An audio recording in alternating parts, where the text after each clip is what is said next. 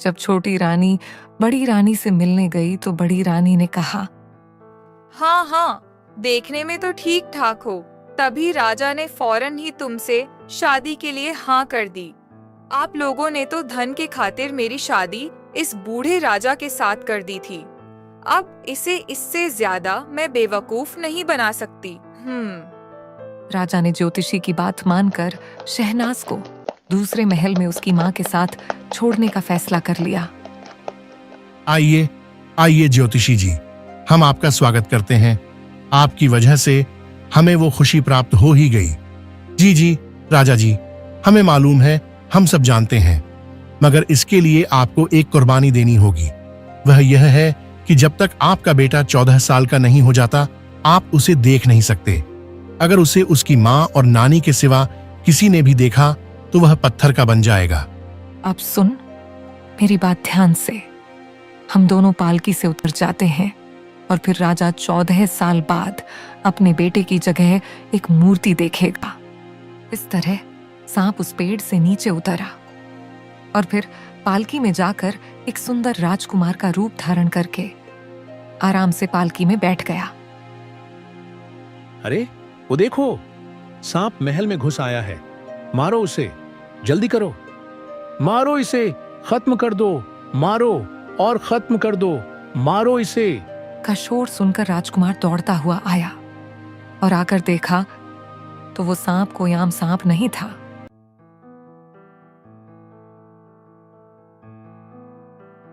एक समय की बात है कि एक राज्य में एक राजा शासन करता था। वह अत्यंत शरीफ और दयालु था और उसे किसी भी चीज की कमी नहीं थी। उसके पास अपार धन, संपत्तियां, महल और कई नौकर चाकर थे। लेकिन उसकी एक बड़ी चिंता थी। उसकी कोई संतान नहीं थी। उसकी 3 रानियां थीं, लेकिन उनमें से किसी को भी संतान नहीं हुई थी। राजा अक्सर सोचता, मेरी मृत्यु के बाद मेरी सल्तनत का क्या होगा?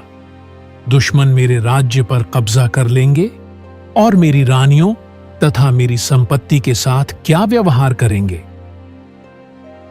एक दिन राजा शिकार के लिए निकला कि अचानक उसने एक हिरण का बच्चा देखा। अरे कितना सुंदर हिरण का बच्चा है। आह, ऊपर वाले, तूने मुझे संतान के लिए कितना तरसा दिया है कि मैं एक हिरण को खुद से ज्यादा खुशनसीब मानता हूं कि इसे तूने संतान दी है। आह, क्या सुंदर दृश्य है। एक हिरण अपनी संतान के साथ कितना खुश है, दुनिया की हर फिक्र से दूर, बस अपनी संतान के साथ। ऊपर वाले, तू मुझसे और कितनी परीक्षाएं लेगा? मुझे यह सुख कब प्राप्त कराएगा? यह सोचकर राजा बहुत परेशान रहता। वह हर दरवेश, फकीर और बुजुर्ग के दर पर जाता, प्रार्थनाएं करता, मंदिरों में चादरें चढ़ाता, पूजा पाठ करता और अपने हाथों से सेवा करता, लेकिन उसकी इच्छा पूरी नहीं होती।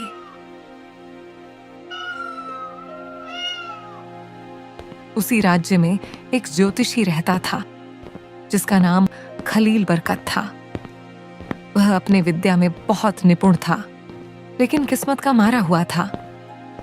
गरीबी के कारण वह बहुत परेशान था। मगर एक दिन उसके दिमाग में एक तरकीब आई। उसने अपने पुराने कपड़े उतारकर नए कपड़े पहने और सीधा राजा के दरबार में जा पहुंचा। अरे है, तू कौन है रे? और सीधा महल में कैसे घुस आया? बता तो सही। अरे सैनिकों, मुझे महल में जाने दो। मैं महाराज के लिए एक महत्वपूर्ण खबर लेकर आया हूं। मुझे महाराज से मिलना है।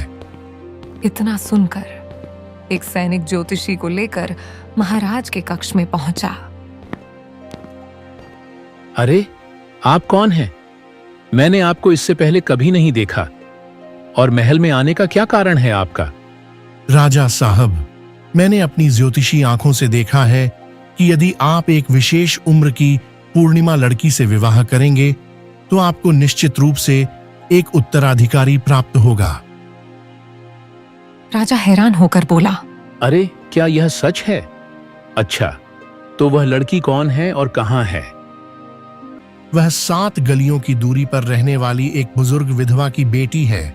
वह बेहद खूबसूरत, नेक सीरत और बुद्धिमान है। अगर आप उससे शादी करेंगे तो ऊपर वाला आपको वारिस प्रदान करेगा। राजा फौरन तैयार हो गया और बोला, मैंने 3 शादियां की हैं। अगर एक और करनी पड़े तो कोई हर्ज नहीं। मेरे पास दौलत की कोई कमी नहीं, सिर्फ एक वारिस की जरूरत है। ज्योतिषी की चाल कामयाब हो गई। दरअसल वह गरीबी की जिंदगी जी रहा था और चाहता था कि उसकी भांजी किसी अमीर आदमी से शादी कर ले ताकि उसकी गरीबी दूर हो जाए। इस तरह उसने राजा को अपनी भांजी से शादी करने के लिए राजी कर लिया। अरे मेरी बहन, बाहर आओ। आज मैं ऐसी खुशखबरी लेकर आया हूं कि बस पूछो ही मत। सुनकर तुम्हारे होश उड़ जाएंगे और खुशी से झूम उठोगी। ज्योतिषी की ये बात सुनकर उसकी बहन भागते हुए बाहर आई और बोली, अरे क्या हुआ? क्यों चिल्ला रहे हो? रोटी का कोई टोकरा मिल गया है जो आज इतने खुश हो? अरे बहन, रोटी का टोकरा छोड़ो, मैं महल में रहने का बंदोबस्त करके आया हूं। सुनोगी ना तो तुम्हें अपने कानों पर यकीन नहीं होगा। आज तुम्हारे लिए भी ऐसा काम करके आया हूं। अरे क्यों पहेलियां बुझा रहे हो? साफ साफ बोलो ना, क्या कांड करके आए हो और महल कहां से आ गया? झोपड़ी में रहने वालों के नसीब में भला बताओ तो। तब ज्योतिषी ने सारी बात अपनी बहन को बताई। वह बहुत खुश हुई। फिर आखिरकार वह खुशी का दिन आ ही गया जब ज्योतिषी की भांजी की शादी राजा के साथ हो गई। कुछ दिन बाद राजा की शादी शहनाज नाम की उस लड़की से हो गई। राजा ने अपनी नई रानी को बहुत सम्मान दिया, मगर उसे यह नहीं पता था कि शहनाज वास्तव में ज्योतिषी की भांजी है। शहनाज एक गरीब परिवार से थी। उसने अपनी जिंदगी में कभी शाही महलों की चकाचौंध नहीं देखी थी। वह यह सोचकर हैरान होती कि उसके पति के कितने भव्य महल हैं। एक दिन राजा ने कहा, शहनाज, आज से तुम भी इस महल की एक सदस्य हो। मेरे 3 विवाह पहले ही हो चुके हैं। आज मैं तुम्हें अपनी तीनों रानियों से मिलवाना चाहता हूँ। शहनाज ने हल्के से सिर हिलाया और राजा शहनाज को लेकर अपनी तीनों रानियों के पास जा पहुंचा।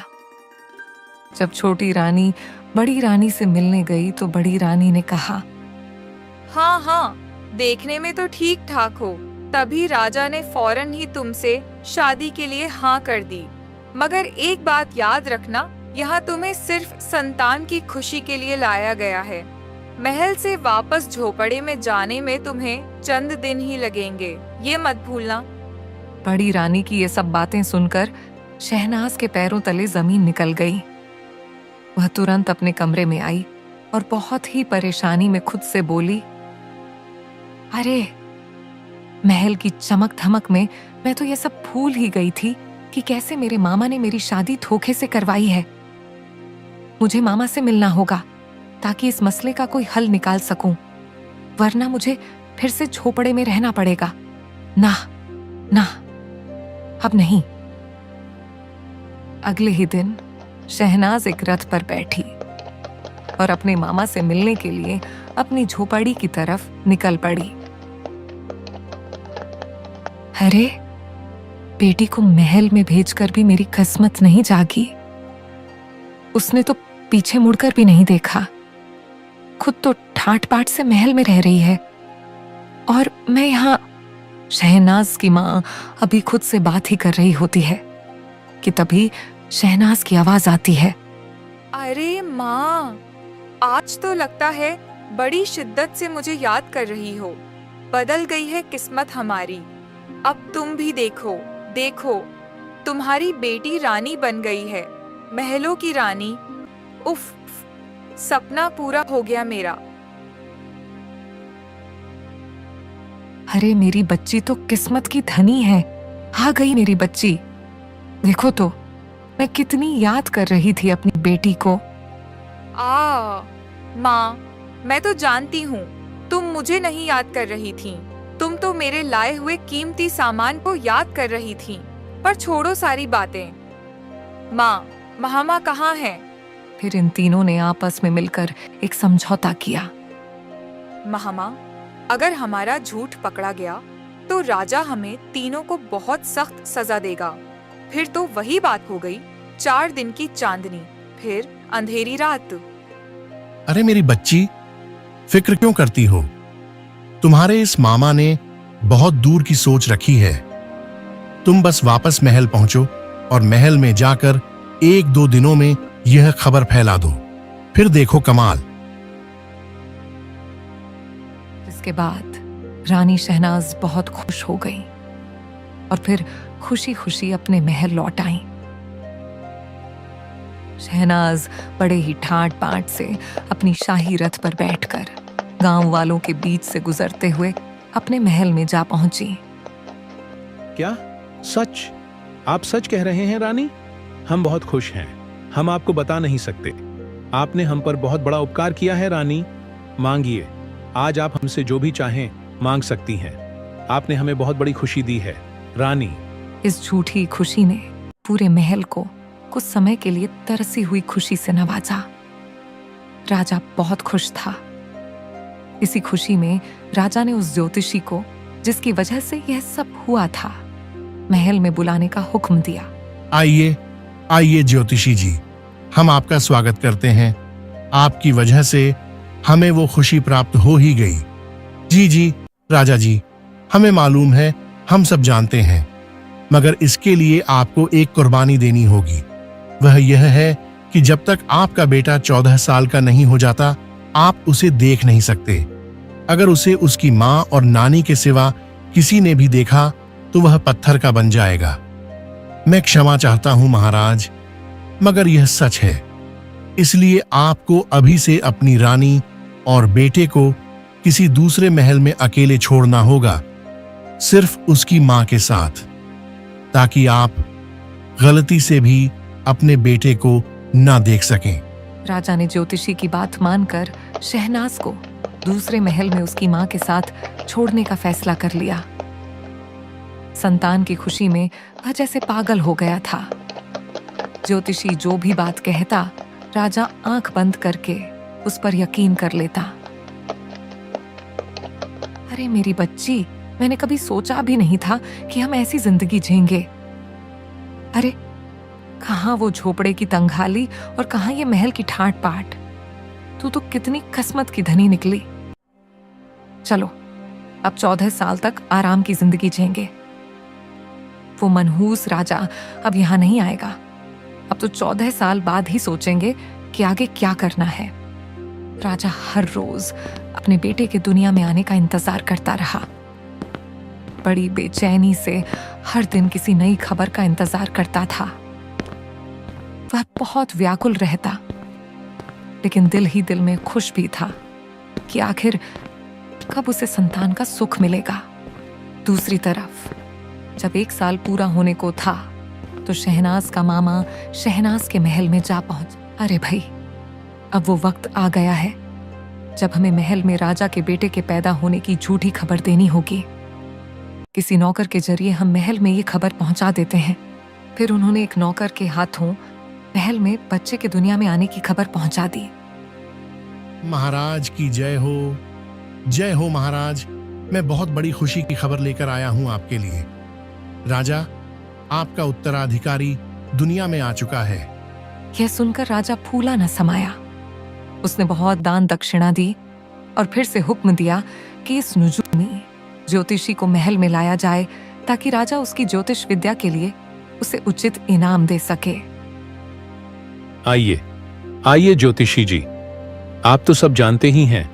आपको कुछ बताने की जरूरत नहीं है। आज हमने आपको महल में इनाम से नवाजने के लिए बुलाया है। राजा, हम आपको अब एक बहुत ही महत्वपूर्ण बात बताने आए हैं। जब आपका बेटा 14 साल का हो जाएगा, तब आपको उसकी शादी करवा देनी होगी। मगर याद रहे, आप उसकी बारात में शामिल नहीं होंगे। जब वह विवाह करके घर आ जाएगा, तभी आप उसे देख सकेंगे। इस तरह वक्त गुजरता गया।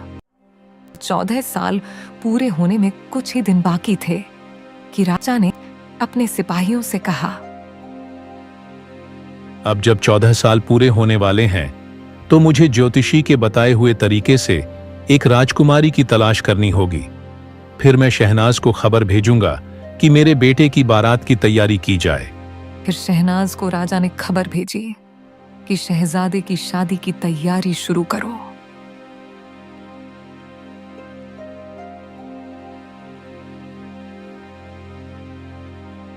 फिर राजा ने 2 नौकरों को तैयार करके एक पालकी शहनाज के महल में भेजी और शहनाज को खबर दे दी कि उसका राजकुमार बेटा की बारात तैयार की जाए।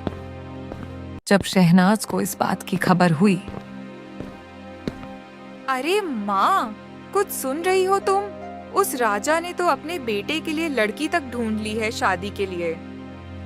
अब बताओ, जो बेटा है ही नहीं उसकी शादी कैसे होगी? महामा, लगता है हमारा अंत आ गया है। अरे, मैं तो सोच रहा था कि 14 सालों में ये राजा टपक जाएगा, मगर ये तो लगता है हमें मारकर ही मरेगा। अब क्या करेगा? हम कहां से लाएंगे दूल्हा? इसने तो पालकी भी भेज दी है। अरे भैया, अब कोई हल निकालो, वरना हम तीनों मारे जाएंगे। अपने इस खुराफाती दिमाग का कुछ तो इस्तेमाल करो इस मुश्किल घड़ी में। देखो बहन, तुम दोनों ने आज तक इन 14 सालों में बहुत अच्छी जिंदगी जी है। अब तुम दोनों ही मिलकर इस मुश्किल से निकलो। मैं अब इससे आगे कुछ भी नहीं कर सकता हूं। आप लोगों ने तो धन के खातिर मेरी शादी इस बूढ़े राजा के साथ कर दी थी। अब इसे इससे ज्यादा मैं बेवकूफ नहीं बना सकती। अरे चुप कर करमजली, अपने पति के लिए ऐसे बात नहीं करती। दीवारों के भी कान होते हैं और 2 नौकर तो इसने महल में भेज ही रखे हैं। अरे भैया, कुछ करो ना। अब इससे ज्यादा मुश्किल वक्त हम पर कभी नहीं आ सकता। ये राजा हमें जिंदा नहीं छोड़ेगा, उस मजाक की वजह से जो हमने इसके साथ किया है। एक विचार आया है मेरे दिमाग में। तुम दोनों यहां इंतजार करो, मैं बाहर से 14 साल के लड़के की एक मूर्ति लेकर आता हूं। फिर उस मूर्ति को पालकी में बिठा देंगे और एक जगह रुककर राजा को खबर भेज देंगे कि रास्ते में एक दासी ने चोरी छिपे राजकुमार को देख लिया, जिसकी वजह से राजकुमार पत्थर की मूर्ति बन गया है। फिर इन सब ने अपना योजना के अनुसार पालकी में एक मूर्ति रख दी और साथ में रानी और उसकी मां भी बैठ गईं। फिर योजना के अनुसार उन्होंने एक जगह पालकी रोक दी। अब सुन मेरी बात ध्यान से। हम दोनों पालकी से उतर जाते हैं और फिर राजा 14 साल बाद अपने बेटे की जगह एक मूर्ति देखेगा। अरे, ये 2 औरतें तो कितनी मक्कार हैं। सुन रही हो तुलसी, ये लोग क्या बात कर रहे हैं? मैं तो इनकी सारी चालें समझ गया हूं। मेरी बात ध्यान से सुनो।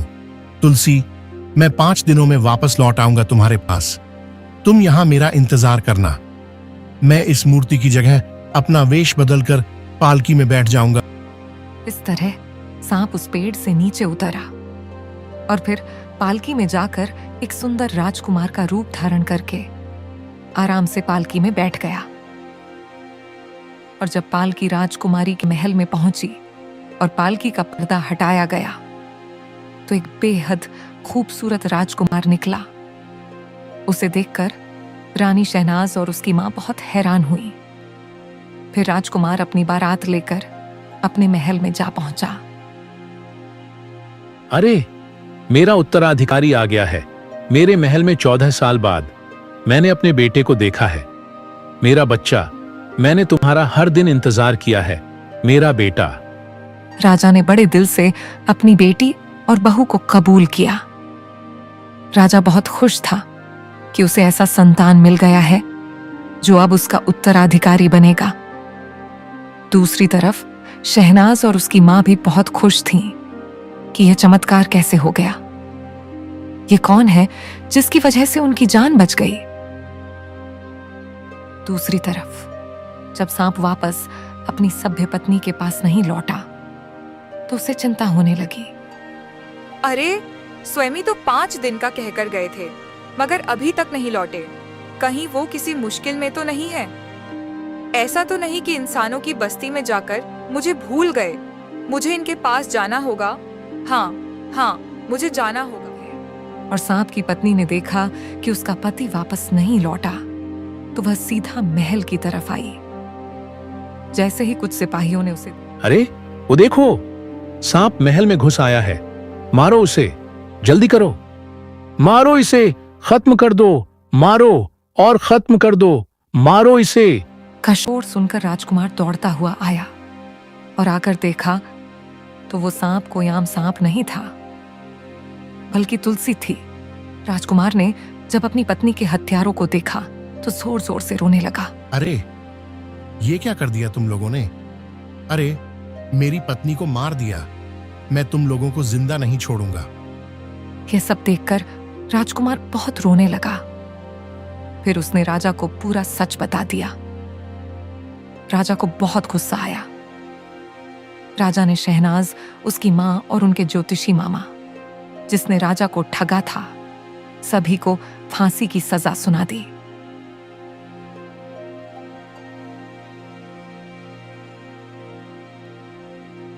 फिर राजकुमार अपनी पत्नी राजकुमारी के साथ उसी महल में रहने लगा। राजा ने उसे अपना उत्तराधिकारी घोषित कर दिया, जिससे राजा को भी संतान का सुख प्राप्त हो गया।